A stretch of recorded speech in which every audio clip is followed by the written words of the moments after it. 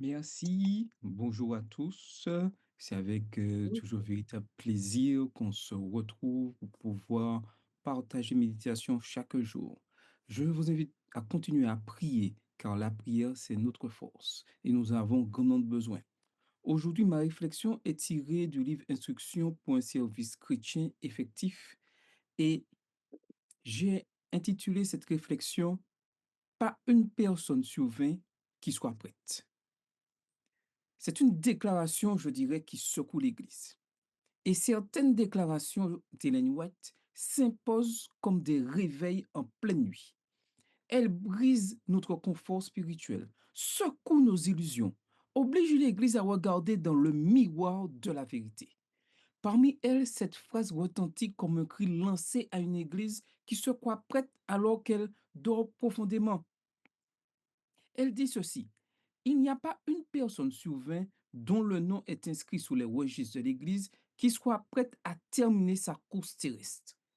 Cette affirmation n'est pas une condamnation bonjour, définitive, bonne mais journée bénie. un appel urgent, un appel à revenir à la source du christianisme authentique, la repentance, la consécration, la vigilance, la mission, la transformation du cœur. Aujourd'hui encore, cette parole résonne avec une force prophétique, car les défis n'ont pas diminué. Le monde s'est complexifié, les séductions se sont multipliées et l'indifférence s'est installée jusque dans les bancs de nos églises. Mais si l'Église dort, Christ est éveillé. Si les croyants tardent, la prophétie avance. Si les membres se contentent d'un christianisme nominal, le Saint-Esprit lui appelle à la réforme. On peut se poser certaines questions et se demander vraiment quelle est la condition de l'Église aujourd'hui. On pourrait dire qu'elle est inquiétante. Est-ce que ce n'est pas une foi de façade? Ellen White décrit toujours dans ce chapitre un christianisme qui a gardé le vocabulaire de la foi mais perdu sa puissance. Beaucoup font profession de servir Dieu, mais en réalité, ils servent Mammon. Ce demi-service est un reniement constant du Christ. La Bible appelle cela, je dirais, une forme de piété sans puissance, de Timothée 3, verset 5. Une religion de surface, confortable, socialement acceptable, mais spirituellement sans vie. Les signes d'une foi qui s'éteint apparaissent de plus en plus visibles. Une appartenance sans transformation. On entre dans l'Église, mais on n'entre pas en Christ. Une adhésion intellectuelle sans nouvelle naissance. On connaît la doctrine, mais le cœur demeure inchangé. Une vie double. On chante le sabbat, mais on sert maman la semaine. Une spiritualité sélective. On choisit les passages bibliques qui rassurent et on ignore ceux qui appellent au renoncement. Un esprit non sanctifié. Et elle dit ceci: leur sens spirituel est perverti par leur corruption. La question n'est pas suis-je membre, mais suis-je né de nouveau? L'histoire sacrée révèle une constante. La majorité des croyants professants n'est pas fidèle. Au déluge, 8 sauvés sur des milliers. À Sodome, 3 rescapés. Dans le désert, seule une minorité entre en Canaan. À l'époque d'Élie, 7 000 fidèles, mais silencieux, invisibles. À l'époque de Jésus, Israël dans son ensemble attendait le Messie, mais refusa le Messie. La parole d'Ésaïe demeure vraie. Même si le peuple est nombreux comme le sable de la mer, un reste seulement sera sauvé. L'appartenance visible ne garantit pas l'appartenance réelle. Et là, on compare l'Église à des eaux desséchées. Elle compare cela avec Ézéchiel 37. Une image dure, mais juste. Et elle ajoute, je pose ma plume et j'élève mon âme en prière, implorant Dieu de souffler sous son peuple. Pourquoi cette apostasie? Parce que la sanctification personnelle a remplacé la véritable sanctification.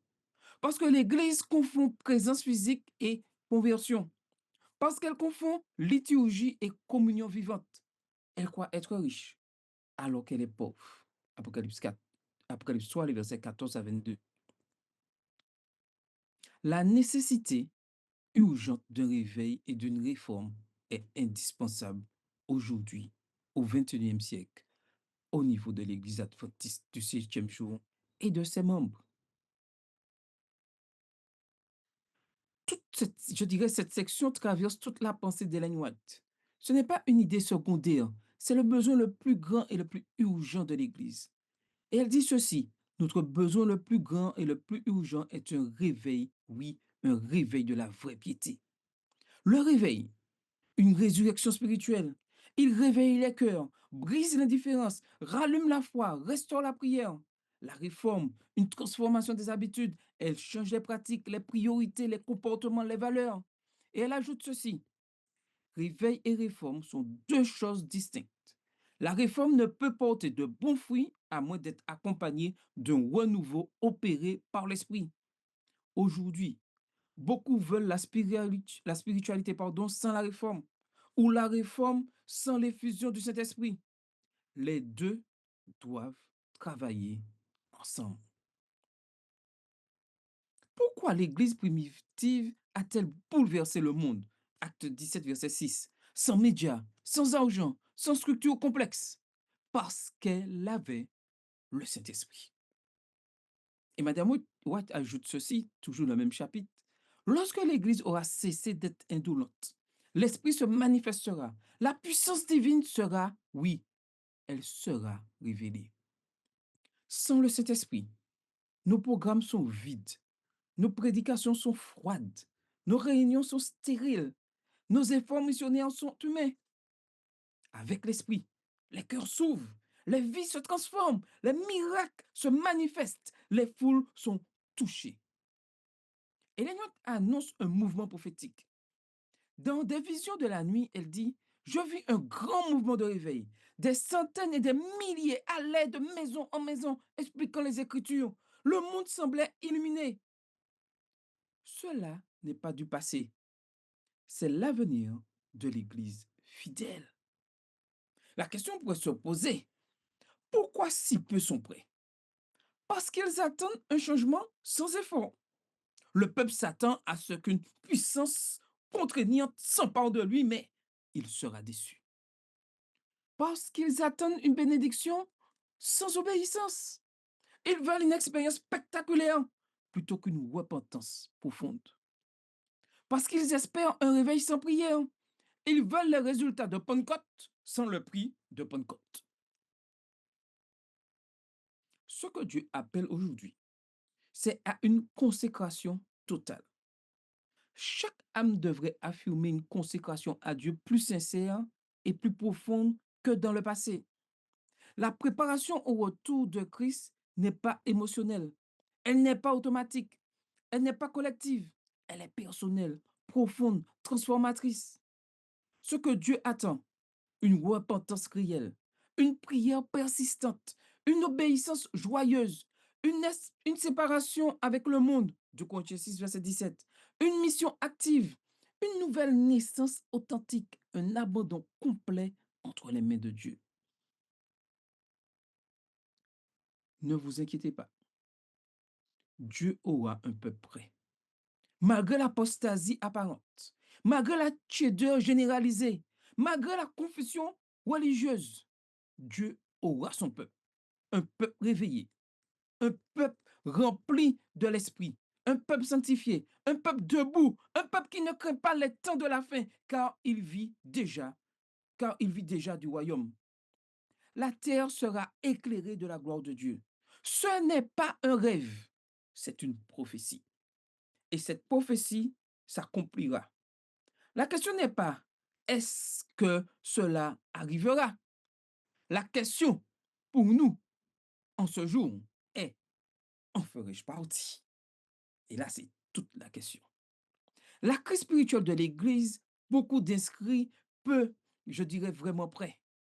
Selon Ellen White, pas une personne sur 20, comme je le disais, inscrite sous les registres de l'Église n'est réellement prête pour la fin. Cette déclaration révèle une crise profonde. La majorité vit une religion de façade, une foi partagée entre Dieu et le monde, un christianisme sans puissance. Une appartenance d'église ne garantit pas une nouvelle naissance. Le plus grand danger n'est pas la persécution, mais la tiédeur spirituelle. Les croyants professent Christ, mais servent Mammon. L'Église ressemble trop souvent à des eaux desséchées. Les signes des temps avancent rapidement, mais les croyants vivent comme si Christ tardait encore. 2 Timothée 3, verset 5 nous dit ceci: Ils auront l'apparence de la piété, mais renieront ce qui en fait la force. Il est important que chacun de nous, chaque croyant, soit appelé à un examen profond de sa vie. Suis-je vraiment en Christ ou seulement dans l'Église? Réveil et réforme est, je dirais, le plus urgent besoin de notre Église. Ellen White l'affirme que notre besoin le plus grand et le plus urgent est un réveil de la vraie piété. La réforme ne peut porter de fruits sans le Saint-Esprit et le réveil ne peut durer sans transformation de vie, de la vie. Réveil et réforme sont distincts. Réveil, c'est renouveau de la vie spirituelle. Réforme, changement des habitudes, valeurs et priorités. L'Église atteint une puissance automatique, mais Dieu demande une consécration volontaire. La crise finale exigera des croyants spirituellement solides, enracinés dans la parole. Dieu promet un grand mouvement de réveil avant la fin. Guérison, conversion véritable, lumière divine répandue dans le monde. Le Saint-Esprit est la puissance manquante de l'Église moderne. Osée 10, verset 12 nous dit ceci: Cherchez l'Éternel jusqu'à ce qu'il vienne et répande sur vous la justice. Il est important que le peuple de Dieu soit appelé à rechercher la plénitude du Saint-Esprit, à renoncer à la tiédeur et surtout à entrer dans une réforme profonde et joyeuse. Amen. Prions ensemble. Seigneur notre Dieu, tu connais la vraie condition de ton Église et de nos cœurs. Tu sais combien souvent notre foi est tiède, partagée, discrète. Pardonne-nous, oui Seigneur, d'avoir vécu trop longtemps comme s'il nous restait encore beaucoup de temps. Réveille-nous, réforme-nous, souffle de nouveau sur les eaux desséchées, rends-nous vigilants, sobres et consacrés. Remplis-nous du Saint-Esprit, non pour être exaltés, mais pour être transformés. Fais de nous un peuple fidèle, humble, solide, prêt pour ton retour. Que chaque jour nous approche davantage de toi et éloigne de nous le monde. Accomplis dans nos vies l'œuvre que toi seul peux accomplir. Au nom puissant de Jésus. Amen. Amen. Amen. Amen. Nous allons nous séparer et dans les salles et nous allons prier. Nous avons deux sujets de prière. La crise spirituelle de l'Église, beaucoup d'inscrits peu vraiment prêts. Et le deuxième sujet, réveil et réforme, le plus urgent besoin de l'Église. Que cette réflexion vous fasse du bien et nous réveille, car le Seigneur revient bientôt. Maranatha. Amen.